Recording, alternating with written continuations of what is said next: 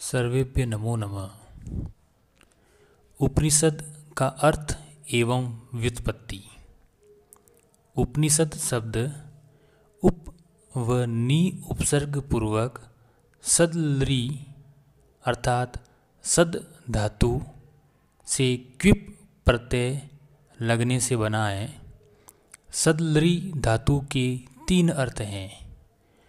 विसरण गत्य अवसादनेषु अर्थात विसरण नाश होना, गति प्राप्त होना, अवसाधन शिथिल करना अर्थ में अविद्या आदि संसार बीजस्य विसरणात् विनाशनात् इत्यनेन। अविद्या आदि का विनाश, ब्रह्मा को प्राप्त कराने वाली विद्या, गर्भवास, जन्म, वृद्धावस्था आदि के दुख शिथिल करने वाली विद्या उपनिषद कहलाती हैं। उपनिषद उप का अर्थ है समीप, निषद का अर्थ है बैठना, अर्थात गुरु के पास सविनय पूर्वक बैठकर शिष्यों का गुरुपदेश श्रवण उपनिषद कहलाता है। उपनिषदों की संख्या के विषय में विद्वानों में प्राय मतभेद हैं। मुक्ति को उपनिषद में कुछ मुख्य उपनिषद बताए गए हैं। ईश कैन कठ प्रश्न मुंड मांडुक्य तितिरिहि ऐतरेयम च छांदोग्यम वृद्ध आरण्यकम 10। अर्थात ये 10 मुख्य उपनिषद बताए गए हैं। कठोपनिषद का नामकरण। कठोपनिषद कृष्ण यजुर्वेद की कठ शाखा से संबंधित है। इसी कारण इसका नाम कठोपनिषद पड़ा। कठोपनिषद में 2 अध्याय हैं तथा दोनों ही अध्यायों में 3-3 वल्ली हैं। इस प्रकार कुल 6 वल्ली है। प्रथम अध्याय की प्रथम वल्ली में 29 मंत्र हैं, द्वितीय वल्ली में 25 मंत्र हैं तथा तृतीय वल्ली में 17 मंत्र हैं। इस प्रकार प्रथम अध्याय में 71 मंत्र हैं, द्वितीय अध्याय की प्रथम वल्ली में 15 मंत्र हैं, द्वितीय वल्ली में 15 मंत्र हैं तथा तृतीय वल्ली में 19 मंत्र हैं। इस प्रकार द्वितीय अध्याय में कुल 49 मंत्र हैं। संपूर्ण कठोपनिषद में 120 मंत्र हैं। कठोपनिषद की संक्षिप्त कथा। वाजश्रवस ने स्वर्ग सुख की कामना से सर्ववेदस नामक यज्ञ किया, जिसमें उसने अपना सर्वस्व दान करना प्रारंभ कर दिया।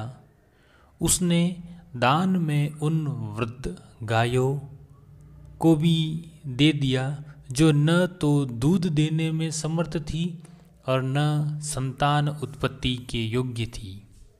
तो यह देखकर वाजश्रवस के एकमात्र पुत्र नचिकेता के मन में यज्ञ और दक्षिणा के प्रति श्रद्धा उत्पन्न हुई। बाल्य सुलभ चंचलता के कारण उसने यह सब देखकर अपने पिता से कहा कि हे पिताश्री, आप मुझे किसके लिए देंगे? यह प्रश्न उसने अपने पिता से कई बार पूछा। नचिकेता के बार बार पूछने पर पिता क्रोधित हो गए और आवेश में आकर उन्होंने कह दिया कि मैं तुझे यम को देता हूँ। इस प्रकार वह नचिकेता यम के द्वार पर पहुँचा, परंतु वहाँ पर यम न मिल सके। वह 3 दिन तक बिना कुछ खाए पिए उन्हीं के द्वार पर पड़ा रहा। जब यमराज आए और उन्हें पता चला कि कोई ब्राह्मण अतिथि 3 दिन से भूखा और प्यासा है, तो वे उसके पास गए और उसका सत्कार करते हुए उससे क्षमा मांगी।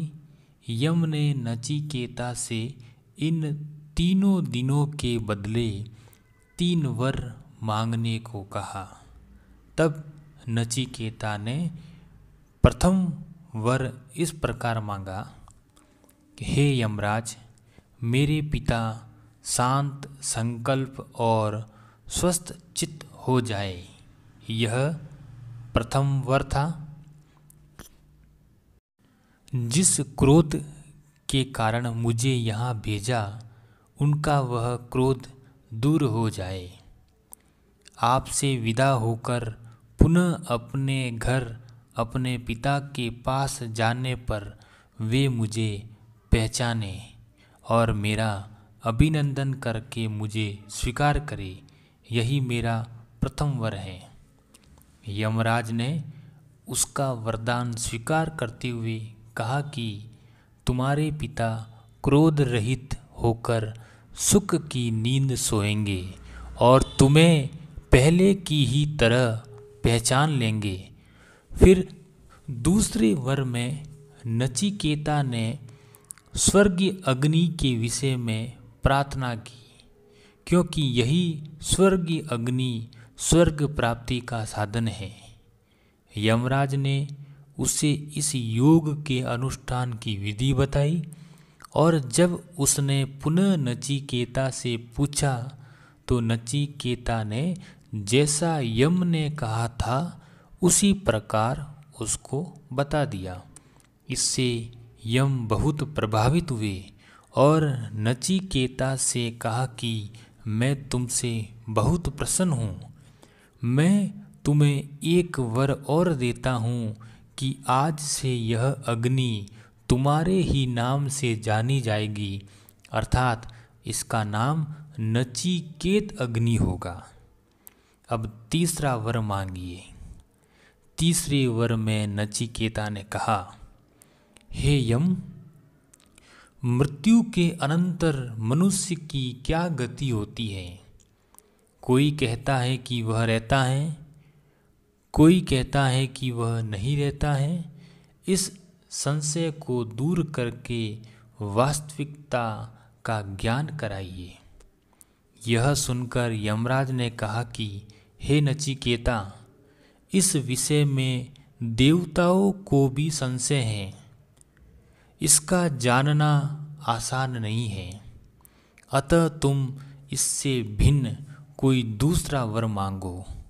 परंतु नचिकेता अपने इस वर पर ही अड़िग रहा और कहने लगा कि आपसे अधिक विद्वान मुझे इस बात को बताने वाला नहीं मिल सकता। अतः आप इसी प्रश्न का मुझे उत्तर दीजिए और यही मेरा तृतीय वर है। यमराज ने नचिकेता को अन्य पुत्र, पौत्र, धन, विदुष्य आदि वर देने का प्रलोभन दिया, परंतु इन सब प्रलोभनों में से कोई भी प्रलोभन नचिकेता को अपनी ओर आकृष्ट नहीं कर सका। अपितु नचिकेता ने दृढ़ता के साथ इन सांसारिक सुखों की निंदा। अब यमराज अच्छी तरह से जान गए कि यह नचिकेता इस तत्व ज्ञान का वास्तविक अधिकारी है।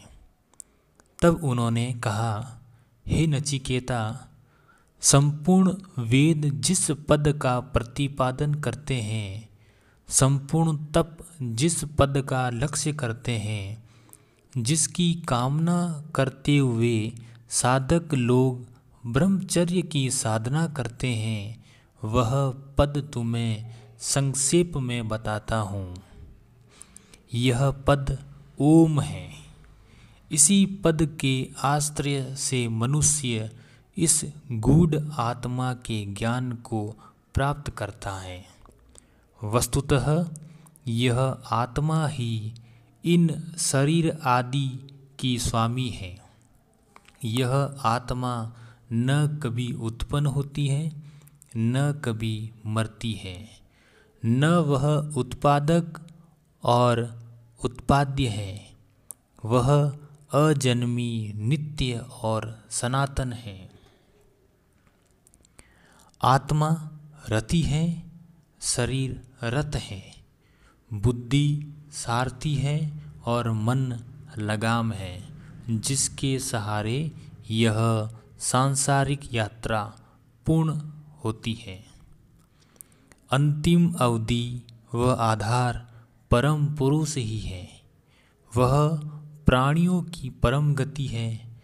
जब हृदय में निहित संपूर्ण कामनाएं छूट जाती हैं, तब पुरुष अमर हो जाता है और इस जन्म के बंधन से छूट जाता है। इस प्रकार वह नचिकेता यम द्वारा बताई गई इस ब्रह्म विद्या और योग को संपूर्ण तरीके से जान लेता है।